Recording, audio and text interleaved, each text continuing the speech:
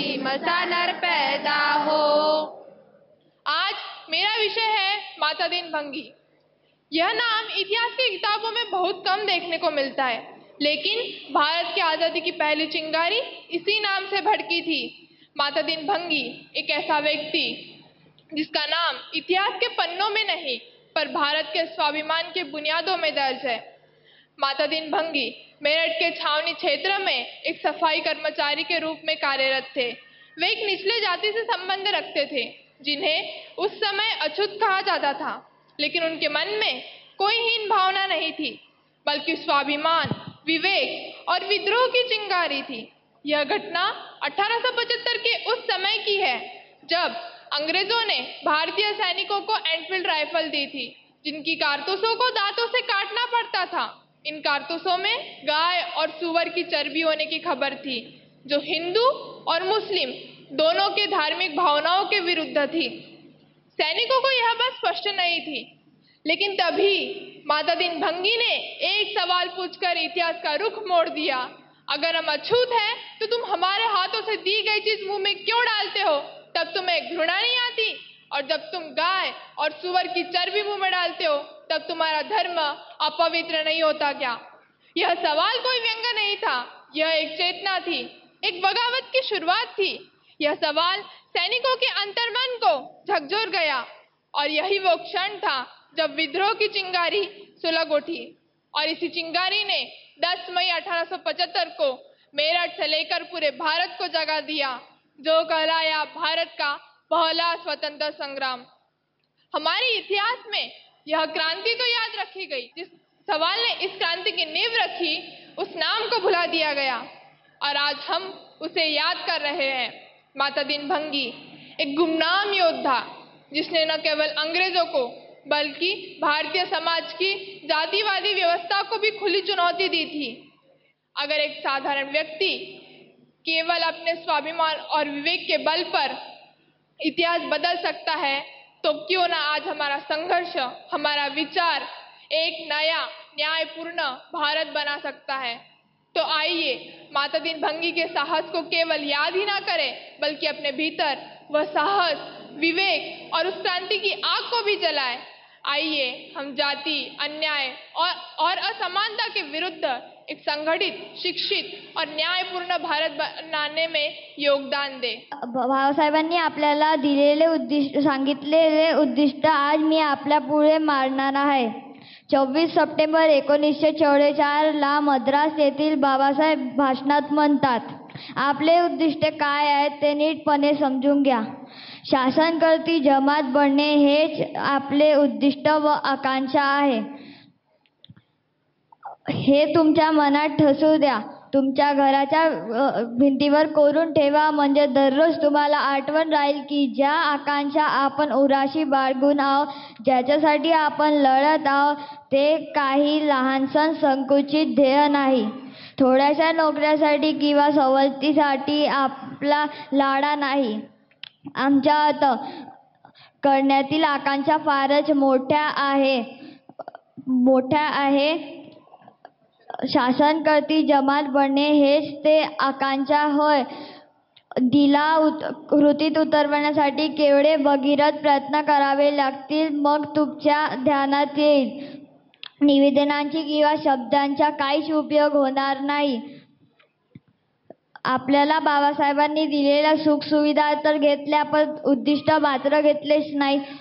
आम्ही ते कृतीत उतरवणे काळाची गरज आहे। आपण नक्कीच ते कृतीत आणू। या प्रसंगी एवढेच बोलतो आणि इथेच थांबतो। जय भीम, जय भारत।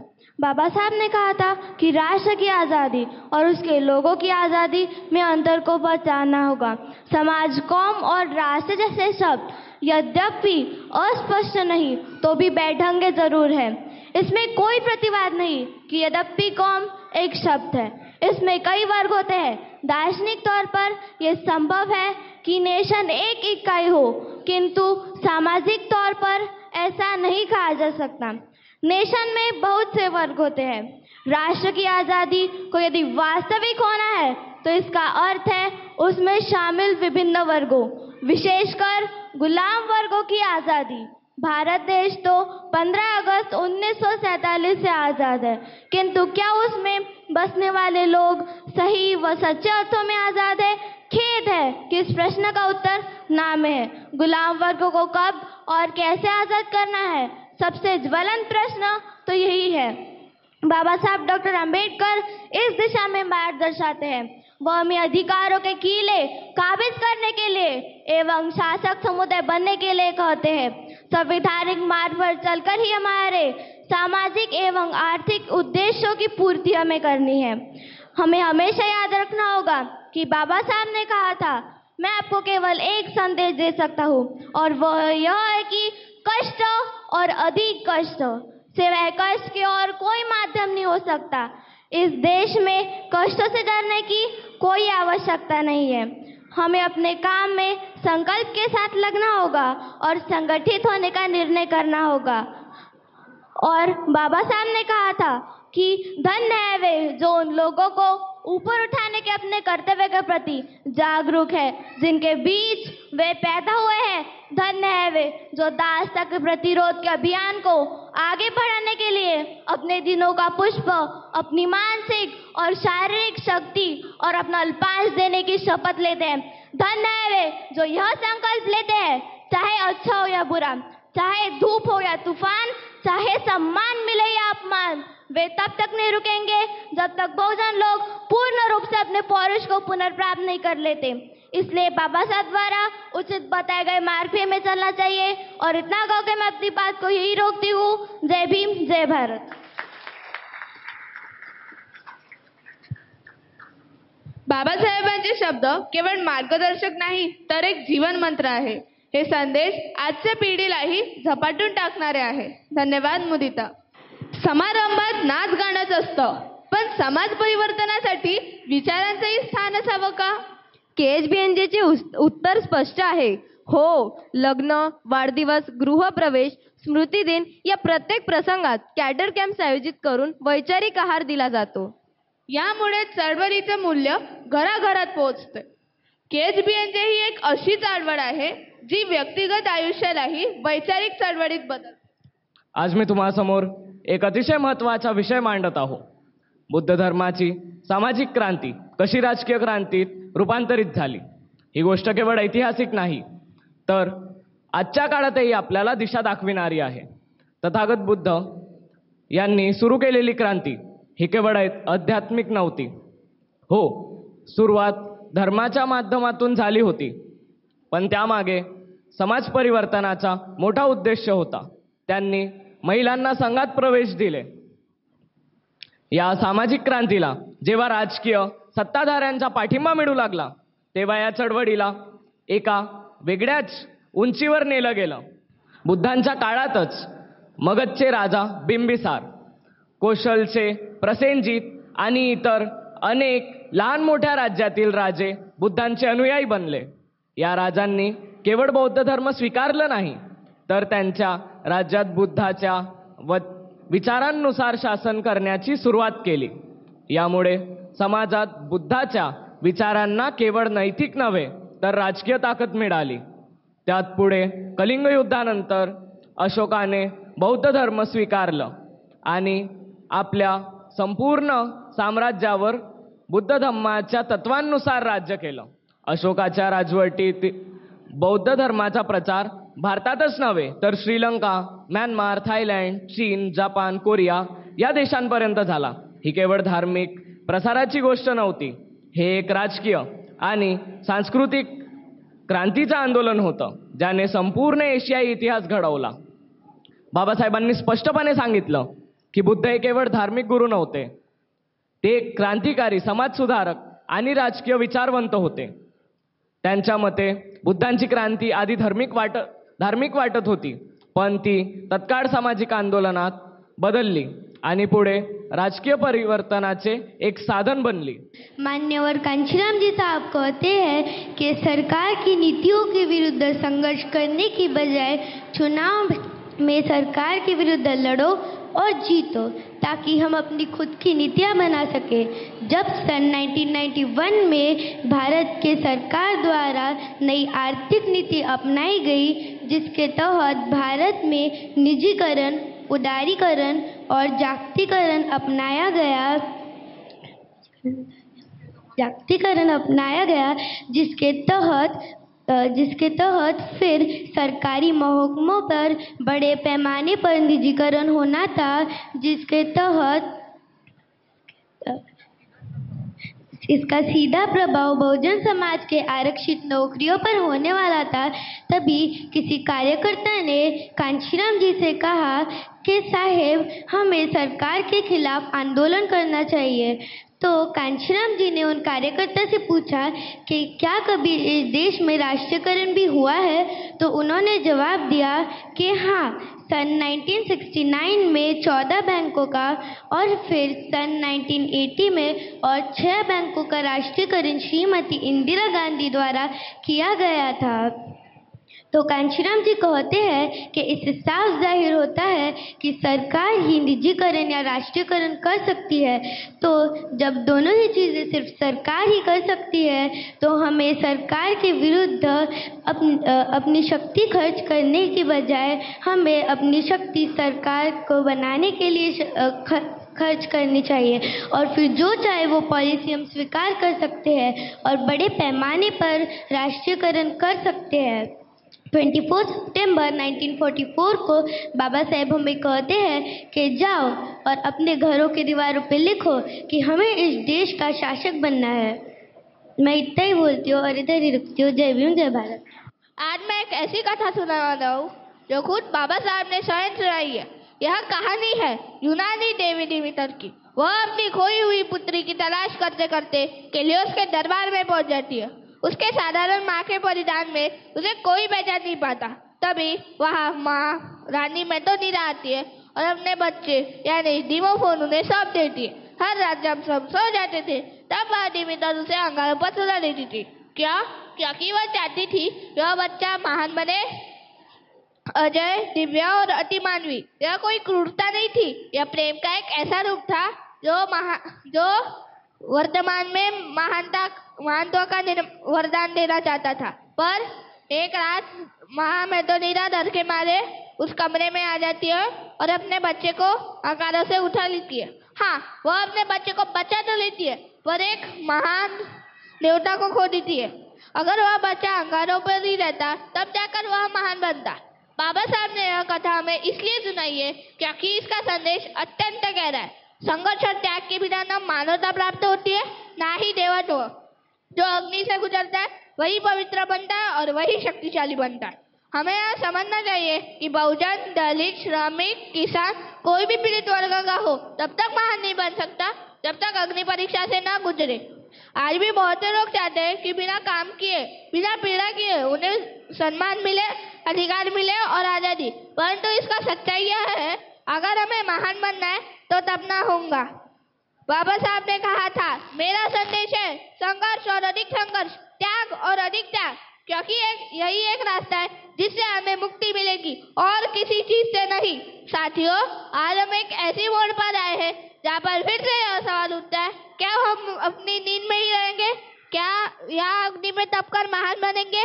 क्या हम वर्तमान की छोटी छोटी सुविधाओं को छोड़कर भविष्य के महानत्व का निर्माण करेंगे? जो अपने सुखों का त्याग करता है वही अपने समाज को उज्जवल बनाता है। आइए हम भी डिमोफोन की तरह अंगारों पर तपने का साहस रखें। आइए हम अपने भीतर समाज के महानत्व का निर्माण करें, संघर्ष और केवल संघर्ष के मार्ग पर चलकर। धन्यवाद। जय भीम, जय भारत, जय संविधान। अगर किसी व्यक्ति के स्वाभिमान को चोट पहुंचे तो वह शोषण के विरुद्ध विद्रोह करने के लिए तैयार हो जाता है, चाहे वो स्त्री हो या पुरुष, चाहे दलित हो या मजदूर। वीरांगना महावीरी देवी एक ऐसी ही दलित स्वाभिमानी महिला थी जिन्होंने अंग्रेजों के खिलाफ 1857 में हथियार उठाए। महावीरी देवी उत्तर प्रदेश के मुजफ्फरनगर जिले की रहने वाली थी। उनका परिवार पंखा, सूप बनाने जैसे शिल्पकला से काम करता था, जीवन यापन करता था। वे शिक्षा से वंचित रही, लेकिन उनकी बुद्धि बहुत तेज थी। उनका स्वभाव और साहसी और आत्मसम्मान से भरा हुआ था। बाल्यावस्था से ही वह अन्याय के खिलाफ आवाज उठाती थी, लेकिन अगर किसी गरीब, कमजोर या दलित के साथ जब भी अन्याय होता तो उसे आगे आकर वो उसका प्रतिकार करती। उस समय अछूतों को पशुओं से भी बदतर माना जाता था, लेकिन महावीरी देवी ने इस अपमान को कभी स्वीकार नहीं किया। उन्होंने भीख मांगना, शादी विवाह में दूसरों के घरों से झूठा भोजन खाना या अपमानजनक काम करना कभी स्वीकार नहीं किया और अपनी जातियों की स्त्री को भी ऐसा करने से रोका और उन्होंने अपने लोगों को स्वाभिमान और आत्मनिर्भरता की राह पर चलने की प्रेरणा दी। महावीरी देवी अत्याचार के लिए मुकाबला करने के लिए 22 स्त्रियों की एक टोली बनाई। इनके पास कोई बड़े शस्त्र या कोई सेना नहीं थी, बस गंडासे, छुरिया और आत्मबल था। 1857 की क्रांति के दौरान जब अंग्रेज मुजफ्फरनगर में दोबारा कब्जा करने को आए तो महावीरी देवी ने इस अपनी स्त्री टोली के साथ अंग्रेजी टुकड़ी पर हमला बोल दिया। इस युद्ध में कई अंग्रेज मारे गए। अंग्रेजों को एक दलित महिला द्वारा ऐसा प्रतिरोध मिलने की उम्मीद नहीं थी। लड़ते लड़ते अंत में महावीरी देवी वीर गति को प्राप्त हुई, लेकिन उन्होंने जो इतिहास रचा वो हमेशा अमर रहेगा। महावीरी देवी का जीवन हमें ये सिखाता है, जाति, लिंग या शिक्षा की कमी कभी भी साहस और आत्मसन्मान की राह में बाधा नहीं बन सकती। 1920 मध्ये त्यांनी आपलं पहिलं वृत्तपत्र म्हणजेच मूक नायक, आता मूक नायकचा नावातच त्याचा उद्देश आहे। आपल्याला माहिती आहे की जरी गुलामाला माहिती असो की तो गुलाम आहे आणि त्याला माहिती की त्याच्यावर किती क्यू राहणारे अत्याचार होत आहे, पण तरी तो त्याच्या विरुद्ध बंड करत नाही, तो आवाजही उचलण्याचा प्रयत्नही नाही करत आणि एकदम मुक्यासारखा वागतो। आणि म्हणूनच असेच आमच्या समाजाचे मुके लोक आहे तर त्यांचे नायक बनून हा जो मूक नायक वृत्तपत्र आहे तर हे बाबासाहेबांद्वारे काढलेला गेला। आणि मग मूक नायकच्या नंतर मूक नायक आता 1920ला निघाला होता। 1920च्या नंतर 1927ला 1927ला बाबासाहेबांनी आपलं दुसरं वृत्तपत्र म्हणजेच बहिष्कृत भारत, हा बहिष्कृत भारत जे की आपल्या लोकांनाच म्हणजे SC ST OBC ह्याच लोकांना रिप्रेझेंट करत होता, जे बहिष्कृतांच्या हितासाठी आवाज उचलते।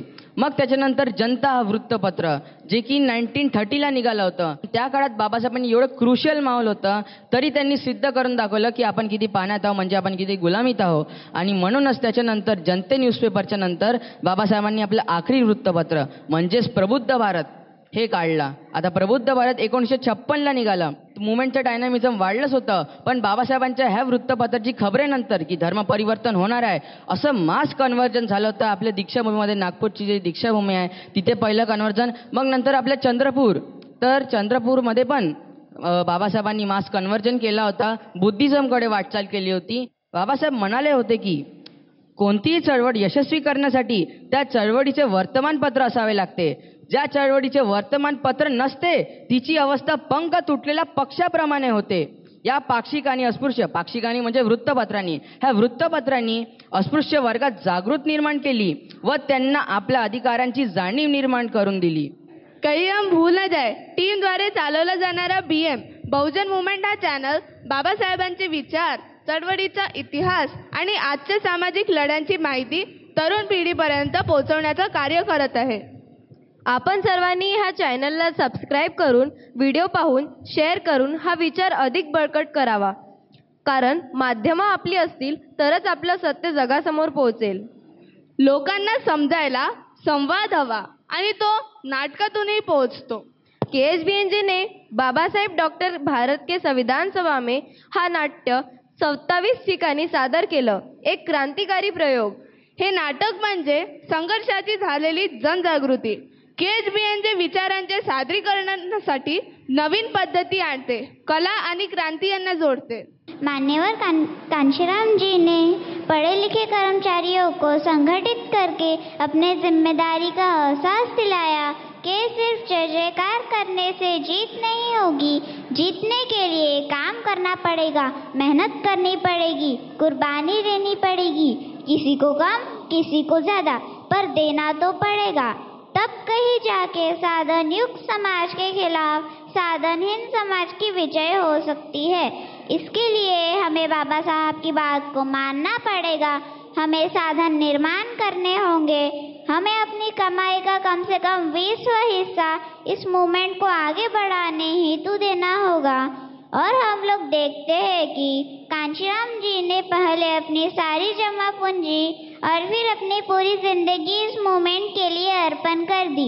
तो हमारे महापुरुषों के आंदोलन को कामयाब करने के लिए हमें छोटे साधनों का बड़े पैमाने पर इस्तेमाल करना पड़ेगा। अपना समय, पैसा और बुद्धि समाज के इस काम में लगानी होगी। मैं इतना ही कहना चाहती हूँ। जय भीम, जय भारत। मैं आपको महात्मा ज्योतिबा फुले, इनकी सामाजिक और राजनीतिक नीति पर अपने विचार रखना चाहता हूँ। महात्मा ज्योतिबा फुले ये 19वीं सदी के एक महान क्रांतिकारी समाज सुधारक थे।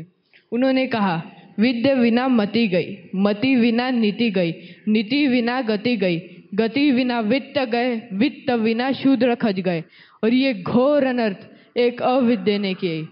यही सोच लेके भारत में पहली बार फुले दंपत्ति ने 1 जनवरी 1848 को पुणे के भिडेवाड़ा में बालिकाओं के लिए विद्यालय खोला, जहां सावित्रीबाई फुले यह पहली महिला शिक्षिका बनी। यह कोई साधारण घटना नहीं थी, यह एक सामाजिक क्रांति थी। 24 सितंबर 1873 को उन्होंने सत्यशोधक समाज की स्थापना की, जिससे शूद्र, अतिशूद्र को आत्मसम्मान और समान अधिकार मिल सके। उनका मानना था कि जब तक वंचित समाज सत्ता में भागीदारी नहीं होंगे, तब तक उनका शोषण होता ही रहेगा। उन्होंने ब्रिटिश सरकार से मांग की कि वंचितों को भी सरकारी नौकरियों का अवसर मिल सके। उन्होंने गुलामगिरी नामक प्रसिद्ध पुस्तक में बताया कि कैसे कुछ धर्म परंपराओं कैसे कुछ वर्गों को गुलाम बनाए रखे हैं। बाबा साहेब ने फिर कहा, जो भी दल जनता के हित में आगे बढ़ाना चाहते हैं, उसे फूले की नीतियों पर ही चलना होगा। वही प्रजातंत्र की सही राह है। Today, I feel honored to speak about Sant Nandanar. Sant Nandanar, also known as Nandanayanar, is among the most celebrated Dalit saints in South India. He is believed to have lived during 7th century to 8th century CE. As the exact decimal uncertain, born into the Pallar community, regarded as an untouchable, he worked as an agricultural laborer for upper caste landlords in village Adhanur near Tanjavur, Tamil Nadu. Denied entry to temples by caste rules, Nandana's core struggle centered on asserting his right to dignity and worship. As a young student committed to social justice, I draw inspiration from Nandana's courage. He did not quietly accept exclusion. His prayer outside the temple gate was itself an act of resistance. In our times, discrimination may take different forms, but the lesson remains. Devotion, whether to justice, equality, or human dignity, requires perseverance against barriers. However, Dr. Babasaheb Ambedkar offered some critical perspective on the saint movement. Some saints spoke against caste discrimination, but few sought to uproot the underlying caste structure within Hindu society. As he observed, saints preached equality, but did not wage a struggle against injustice. He argued that devotion alone cannot transform society. Intellectual thought, legal measures, and radical action are also necessary. That's why he embraced Buddha Dhamma and charted a new path towards equality. Today, as we remember Sant Nandanar, we must also heed Baba Sahib's insights. I humbly urge all of us, let the moment inspired by Phule Shehu Ambedkar and Kanshiram Ji not remain mere history. Let it be embodied in our actions. The mantra of equality, dignity, worship, and self-respect that Nandanar gave us remains as vital now as ever. Let us embrace, spread these ideas, and take responsibility for carrying this movement forward. जय भीम, जय भारत। मैं आज आपके समक्ष ऐसे महानायक के जीवन और विचारों को प्रस्तुत करने जा रहा हूँ, जिन्होंने तमिलनाडु ही नहीं बल्कि पूरे भारत में सामाजिक क्रांति की अलग जगाई। वह है पेरियार ईवी रामास्वामी नायकर। उन्होंने जातिवाद, ब्राह्मणवाद, धार्मिक पाखंड और स्त्री विरोध के खिलाफ बगावत का बिगुल बजाया। उन्होंने कहा, यदि धर्म हमें नीचा दिखाए तो उस धर्म को तोड़ दो। यदि कोई समाज तुम्हारा अपमान करे तो उस समाज की जड़ें हिला दो। यदि कोई ईश्वर तुम्हारा शत्रु है तो उस ईश्वर को त्याग दो। उनके ऐसे विचार सिर्फ शब्द नहीं थे, बल्कि शोषित वर्गों के लिए एक आंदोलन की प्रेरणा बन गए। पेरियार का जन्म 1879 में तमिलनाडु के इरोडे जिले में हुआ था। उन्होंने आत्मसम्मान आंदोलन की नींव रखी ताकि लोग अपने ऊपर थोपे गए जातिगत, धार्मिक और सामाजिक बंधनों से मुक्त हो सके। इस आंदोलन का मूल उद्देश्य था तर्क और विवेक के आधार पर समाज को संगठित करना और धार्मिक पाखंड को समाप्त करना। 1929 से 1931 के बीच आत्मसम्मान आंदोलन ने सामाजिक सुधारों में ऐतिहासिक कदम उठाए। इनमें छुआछूत के विरोध, अंतरजातीय विवाह, विधवा पुनर्विवाह, स्त्रियों को संपत्ति का अधिकार और जाति सूचक नामों में उन्मूलन जैसे प्रस्ताव पारित हुए।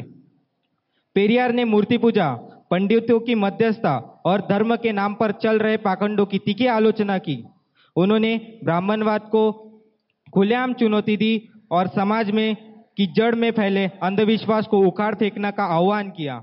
उन्होंने जीवन भर काली कमीज पहनकर ब्राह्मणवाद और धार्मिक पाखंड का विरोध किया, जिससे ब्लैक शर्ट मूवमेंट जन्मा। वे खुद भले ही बहुत शिक्षित न थे, लेकिन उन्होंने उन लोगों को चुनौती दी जो धर्म और पाखंड के नाम पर दूसरों को दबाते थे। संत कबीर फक्त कवी नव्हते तर एक खरे समाज सुधारक होते। त्यांचा जन्म वाराणसीमध्ये इसवी सन पूर्व 1398 मध्ये झाला। ते जुलाह म्हणजेच विणकर जातीतले होते। नीमा आणि नीरू या दाम्पत्यांनी त्यांचे पालन पोषण केले। संत कबीर हे स्वतंत्र विचारांचे होते। डॉक्टर बाबासाहेब आंबेडकर त्यांना आपले गुरु मानायचे।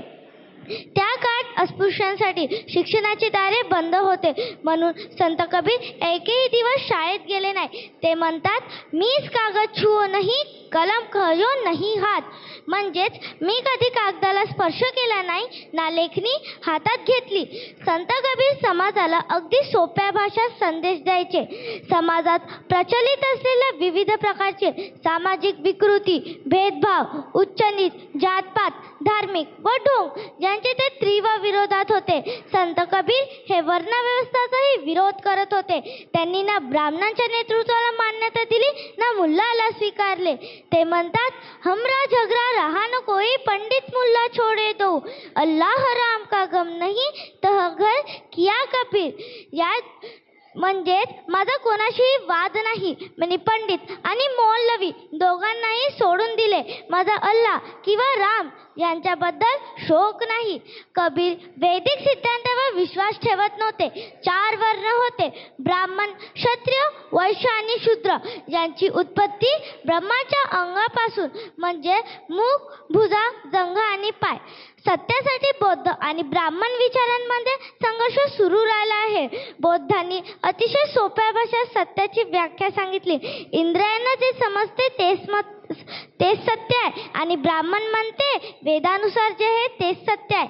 संत कबीर म्हणतात, मैं कहता अखियन, तू कहता कागज की लेखी। कोल्हापूर संस्थानाच्या जनरल ॲडमिनिस्ट्रेशन विभागात 71 अधिकाऱ्यांपैकी 60 ब्राह्मण होते आणि खाजगी विभागात 53 अधिकाऱ्यांपैकी 43 ब्राह्मण होते। म्हणजे समाजातील अल्पसंख्याक वर्गाला अधिक प्रतिनिधित्व मिळालं होतं आणि म्हणूनच शाहू महाराज सामाजिक प्रतिनिधित्व 50% म्हणजेच 26 जुलै 1902 रोजी कोल्हापूर संस्थानात बहुजनांसाठी 50% आरक्षण लागू केले।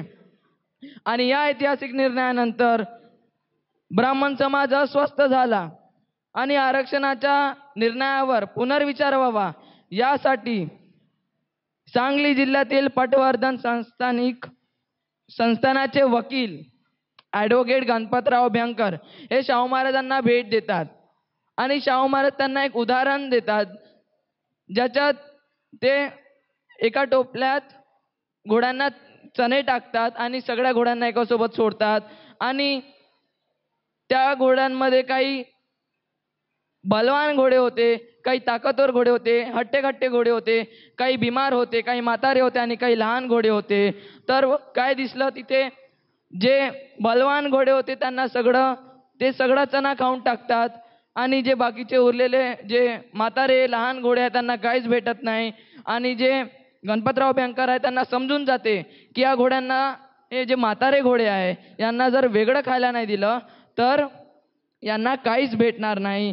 आणि याच प्रकारे एक अशक्त समाज आहे, ज्याला काहीच भेटत नाही, त्याला काहीच खायला भेटत नाही. आणि या समाजाला जर वेगळं दिलं नाही तर मग याला काहीच भेटणार नाही. आणि म्हणून शाहू महाराजांनी हे रिझर्वेशन दिलं आणि हे अभ्यंकरांना चांगल्या प्रकारे समजून जाते.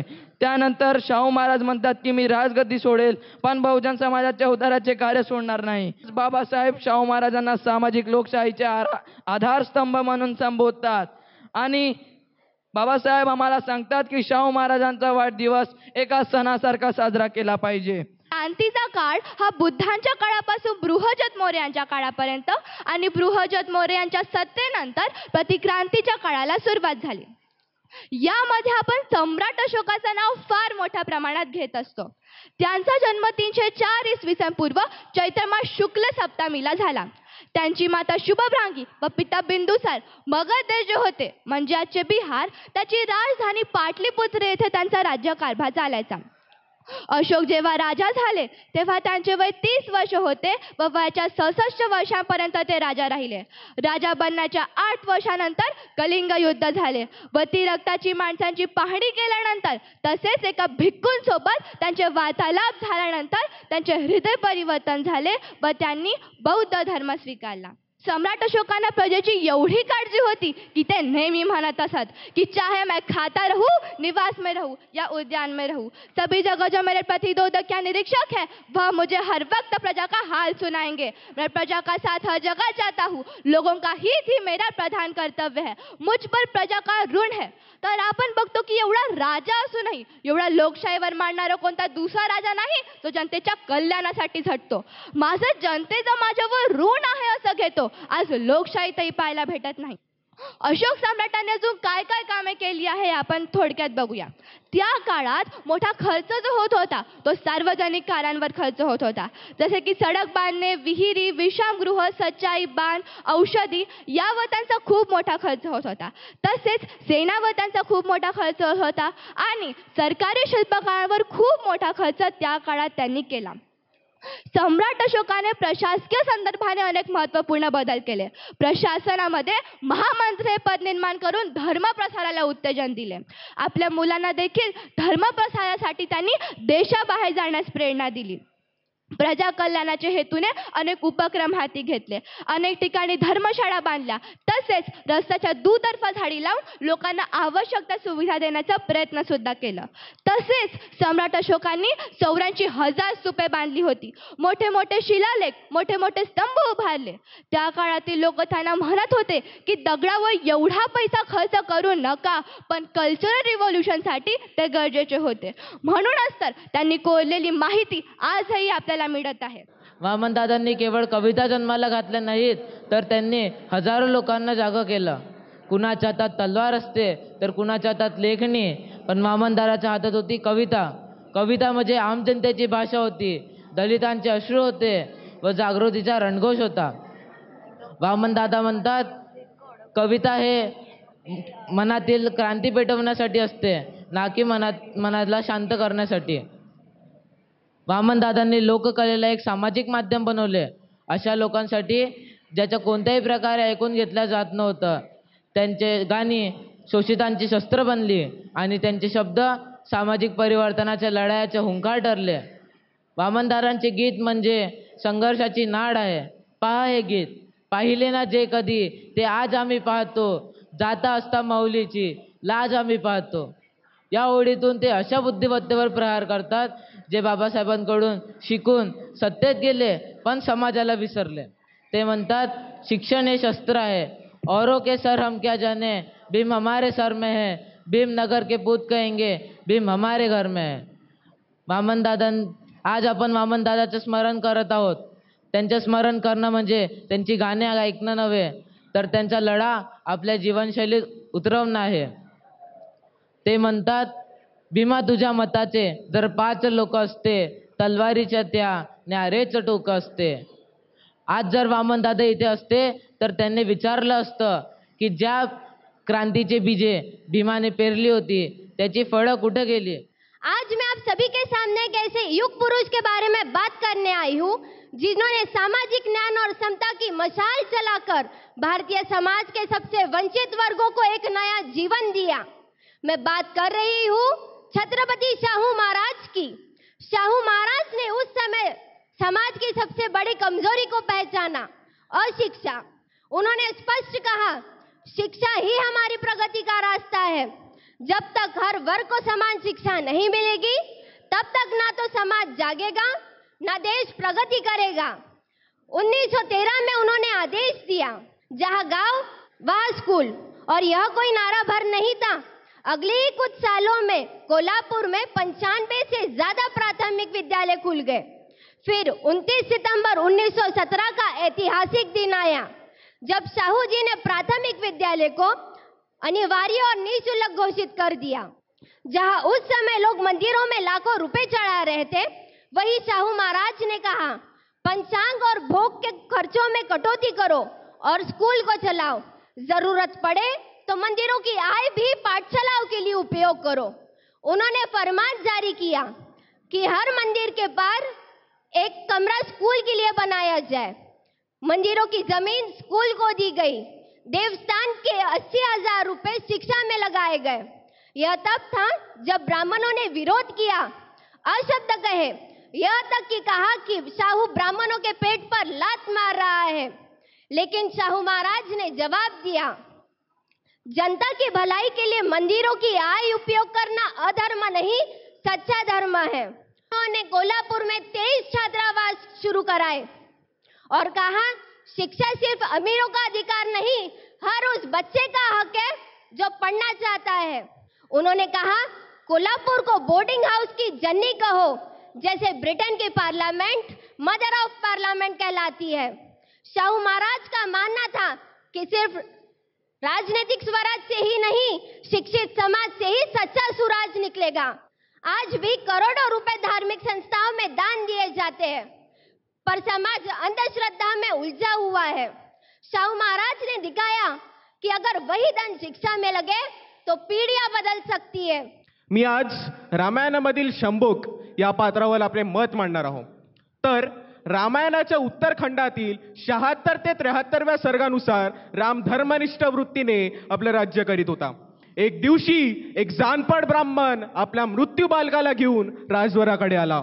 तो रडत होता, पुत्र एकसारखा आक्रोश करीत होता। पूर्वजन्मी माझ्या हातून असे कोणते पाप घडले की ज्यामुळे माझ्या एकुलता एक पुत्राचे निधन पावले। तो रामाला उद्देशून म्हणाला, हे राम, तू या मृत मुलाला जिवंत कर, नाहीतर मी माझ्या पत्नीसह एखाद्या अनाथप्रमाणे या राजवरामध्ये प्राण देईन। खेड्यामध्ये आणि नगरामध्ये जेव्हा लोक अयोग्य कृती करतात आणि राजा प्रजेचे रक्षण करत नाही, तेव्हा काळेचे भय निर्माण होते आणि नगरात व खेड्यात राजाचा दोष असला पाहिजे, म्हणूनच ही बालहत्या घडली आहे, यात शंकाच नाही। नारद सांगतो की श्वेतयुगात शूद्रांना तप करण्याचा अधिकार नाही, तो फक्त कलियुगात मिळेल। सध्या तुझ्या राज्यात एक शूद्र तप करत आहे, त्यामुळे ही बालक मृत्यू झाली आहे। पुष्पक विमानातून दक्षिणेकडे प्रवास करत असताना रामाला एक सरोवराजवळ एक तपस्वी आढळतो, जो कठोर तप करत होता।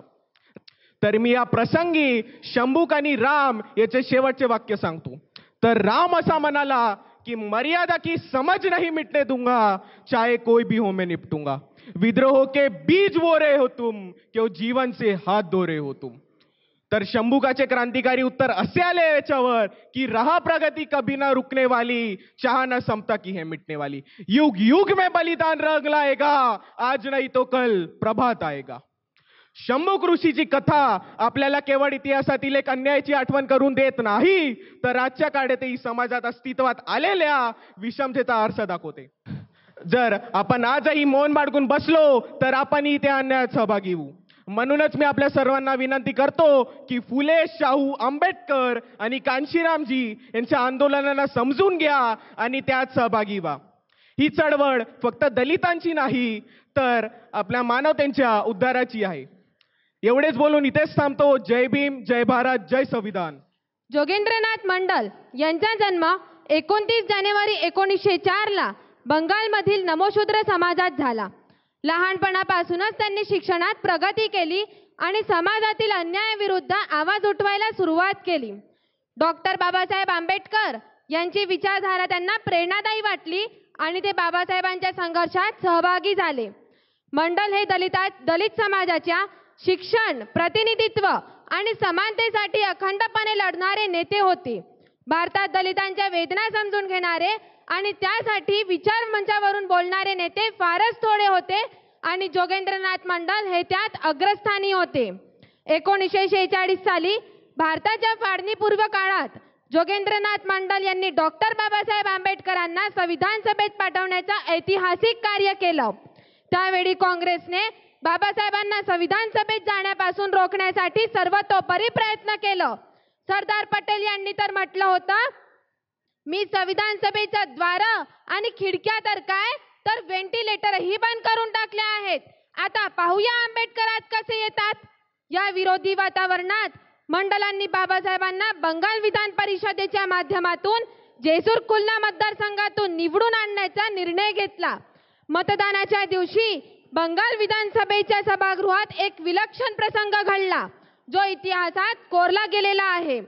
बुधा सिंग नावक एक आंबेडकरी कार्यकर्त्याने बाबासाहेबांचा पराभव होऊ नये यासाठी आपला जीवन संकल्प जाहीर करत बंगाल विधान परिषदेच्या प्रांगणातच आपली किरपान हवेत उडवली आणि घोषणा केली कि अगर डॉक्टर आंबेडकर चुनाव में हरा दिए जाते हैं तो यह तलवार गद्दारों के खून से लथपथ हो जाएगी और मैं अपनी प्राणों की आहुति दे दूंगा.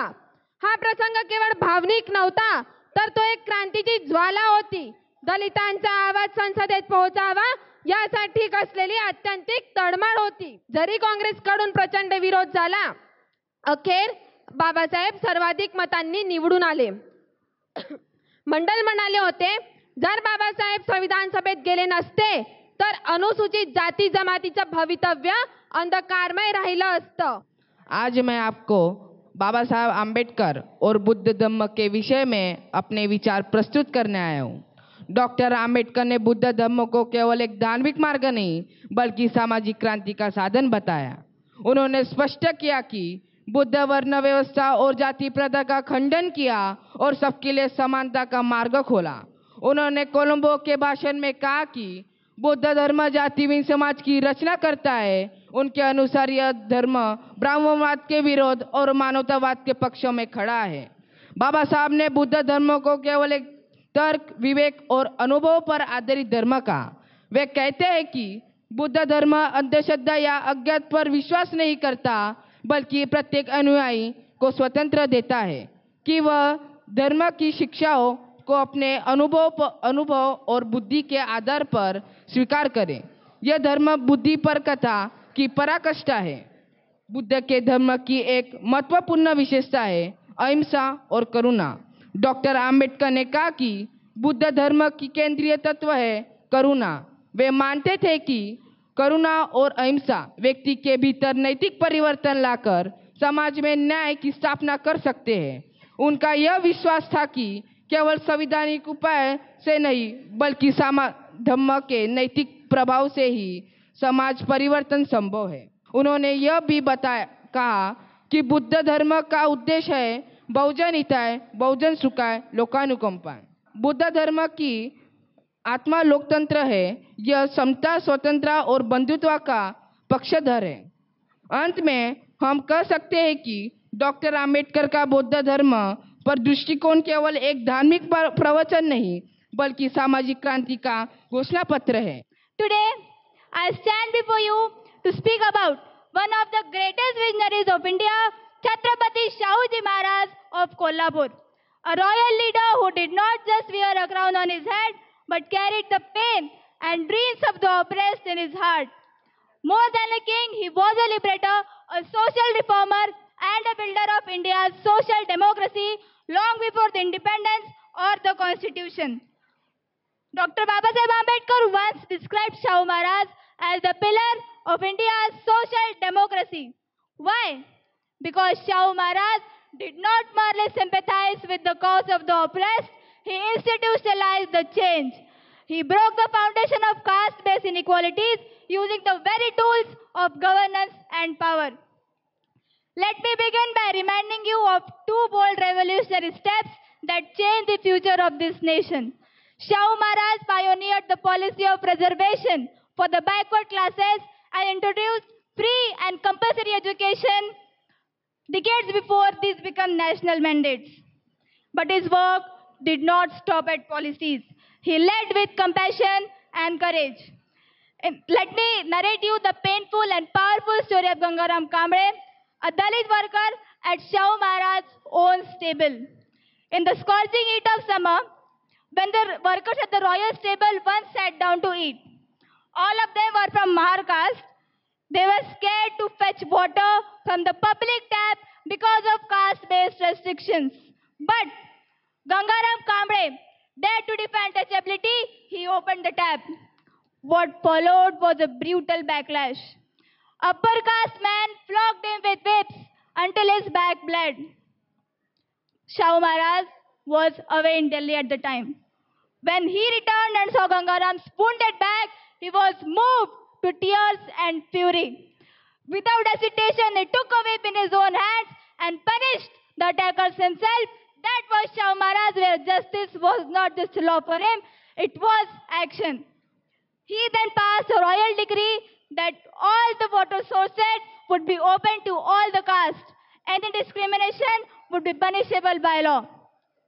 After this royal order of Shahu Maharaj later found its way into the constitution under Article 15, which prohibits discrimination. He gave him funds to start his own hotel, not just any hotel, but Satya Shodak Hotel, run with dignity in the prime area. Gangaram Kamble did not stop there.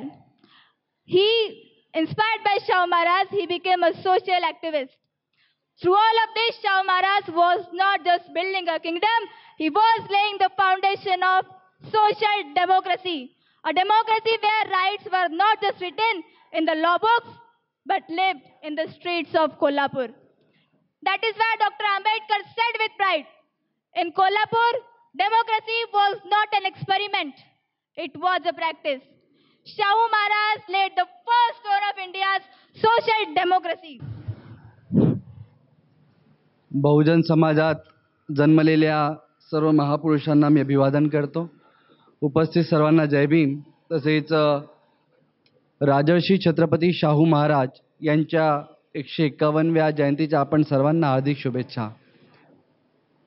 वेळ भरपूर झालेला आहे. आपण विद्यार्थी परिषद आयोजित करण्याचा मागे खूप मोठा उद्देश हा आहे की आमच्या मुलांना मंच मिळावा, अपॉर्च्युनिटी मिळावी आणि म्हणून आपल्या चळवळीशी जोडलेल्या प्रत्येक मुलाला ही संधी देण्यासाठी हा मंच आहे. आणि वेळ फारच कमी वाचला आहे. आपल्याला अध्यक्षीय भाषणसुद्धा ऐकायचं आहे. अगदी थोडक्या शब्दात मी आपली गोष्ट मांडू इच्छितो. लहानशा 2 गोष्टी मी सांगेल आपल्या पुढे. इतक्या वर्षाच्या अनुभवातनं 2009 पासनं सातत्याने कहीं हम भूल न जाए या अभियानाअंतर्गत कार्य सुरू आहे. नावं वेळोवेळी बदलत गेली, पण विचार आणि आम्ही सातत्याने काम करतो आहे. तर एक गोष्ट या प्रसंगी मला एका माळीची सांगायची आहे की एक माळी असतो, तो म्हातारा असतो, त्याचं खूप मोठं गार्डन असतं, फळं फुलं खूप सुगंधित, म्हणजे पूर्ण वातावरण इथलं खूपच छान असतं, प्रसन्नित असतं आणि सगळे लोक त्या गार्डनमध्ये जातात. एक तरुण मुलगा, एकदम यंग पोरगा, त्याला पण असं वाटतं की नाही छान वाटतं, तर तो त्याच्याकडे काम शिकायला जातो म्हाताऱ्याकडे. आणि म्हातारा माळी त्याला सगळं काही शिकवतो, कसं राखरखाव करायचं, खत पाणी कसं द्यायचं, कसं मेंटेन करायचं, लोकांना कसं गार्डनमध्ये अट्रॅक्ट करायचं, सगळं काही करतो. आणि मग जेव्हा तो पोरगा, तरुण पोरगा शिकून जातो, तो शिकल्यानंतर तो मग थोडंसं बहाणे करायला लागतो त्या म्हाताऱ्याला. अरे आज हे आहे म्हणून येणं नाही होत, मग ते आहे म्हणून येणं नाही होत. हळूहळू तो काय करतो ना, त्या म्हाताऱ्याकडे जाणं बंद करतो. मग म्हाताऱ्याला वाटतं की आता हा जो आहे पोरगा थोडासा अवॉइड करून राहिला. मग शेवटी एक दिवस येतो की तो तरुण पोरगा आपलं स्वतःचा लहानसा बगीचा सुरू करतो आणि तिथे त्या सगळं काही करायला लागतो, शिकतो, सगळं काही छान करता येतं त्याला. आणि त्यांनी आपला छान सुंदर लहानसा बगीचा बनवला. आणि माळी नक्कीच निराश झाला. जो म्हातारा माळी होता तो निराश झाला की मी याला एवढं शिकवलं आणि हा आता असं करतोय. ठीक आहे, माळीने आपलं काम सुरू ठेवलं आणि तो आपल्या गार्डनला नेहमीसारखंच करत राहत होता. शेवटी झालं असं की तो जो तरुण मुलगा होता त्यांनी आपली छोटीशी जी बाग उघडली. जो आनंद त्या मोठ्या बागेमध्ये होता तो आनंद त्याला आयुष्यामध्ये कधीच त्याच्या छोट्याशा बागेमध्ये नाही मिळू शकला. कारण की त्या मोठ्या बागेमध्ये खूप सारे लोक समावून जात होते आणि तिथे जे वातावरणाची निर्मिती होत होती त्या वातावरणाची निर्मिती तो कधीही त्या लहानशा बागेमध्ये नाही करू शकला. तर चळवळीमध्ये या गोष्टी बऱ्याचदा अशा बघायला मिळतात आणि गेल्या अनेक वर्षांमध्ये मी सुद्धा या गोष्टी बघितलेल्या आहे. या चळवळीला आमच्या महापुरुषांनी एवढ्या मेहनतीने इथपर्यंत आणलं. बाबासाहेब बोलले की इथपर्यंत आणलं ते अथक परिश्रमाने आणलं आणि या चळवळीला पुढे नेण्याचा प्रयत्न कहीं हम भूल न जाए या अभियानांतर्गत सुरू आहे. तो प्रयत्न करत असताना आपल्या समाजाच्या वेगवेगळ्या घटकांवरही काम सुरू आहे. हे विद्यार्थी परिषद आहे, महिलांवरही वेगळं काम सुरू असतं, नेहमी काम सुरू असतं. पण जेव्हा हे काम करत असतो प्रत्येकाच्या जीवनामध्ये खूप सारे प्रश्न येतात, समस्या निर्माण होतात. प्रत्येकाच्या जीवनामध्ये आहे. तो लहानसा मुलगा का नसो, तर लहानसा मुलं मुली आपले विद्यार्थी आहेत, तर मोठ्यापर्यंत सगळ्यांच्या जीवनामध्ये ते प्रश्न येत राहतात. खास करून लहान विद्यार्थ्यांनीसुद्धा या गोष्टीकडे लक्ष दिलं पाहिजे की आम्ही काम करत असताना नेहमी आमच्या जीवनामध्ये समस्या येतील, पण त्या समस्यांमधनं समाधान काढणं हे आपलं काम आहे. आमच्या महापुरुषांच्या जीवन संघर्षातनं आम्ही शिकायला पाहिजे. बाबासाहेबांनी पंचसूत्र दिली, शिका, संघटित व्हा, संघर्ष करा, आत्मविश्वास बाळगा आणि धैर्य सोडू नका, पेशन्स ठेवा. ते आम्ही कुठेतरी गमावतो, आमचे विद्यार्थी गमावतात आणि समाजामध्ये ज्या काही गोष्टी सुरू आहेत त्याच्यामध्येच ते राहतात आणि तसेच ते जगतात. इतक्या वर्षापासून जवळपास 8 वर्ष झाली सातत्याने लहान मुलांवरही काम सुरू आहे. आता म्हणजे जी पहिली बॅच होती त्यातले बरेचसे विद्यार्थी आजही इथे आहेत, आनंद आहे इतक्या वर्षानंतरही आहे. तर 8 वर्षामध्ये मी बघितलं जे मुलं तेव्हा 5वी आणि 6वी होते, आता ते 12वी झाले, फर्स्ट इयरला आहेत. कोणी 12वीला तेव्हा होतं, आता ॲडव्होकेट बनत आहे, यावर्षी लॉ फायनलला आहे. तर यांच्या जीवनामध्येही बघायला मिळतं. म्हणजे त्या संदर्भातली एक छोटीशी गोष्ट आहे ती सांगतो की एकदा एक गधा असतो, तो म्हातारा होतो, त्याचं काही काम जे आहे ते काही करता येत नाही त्याला, खूप जास्त म्हातारा होऊन जातो.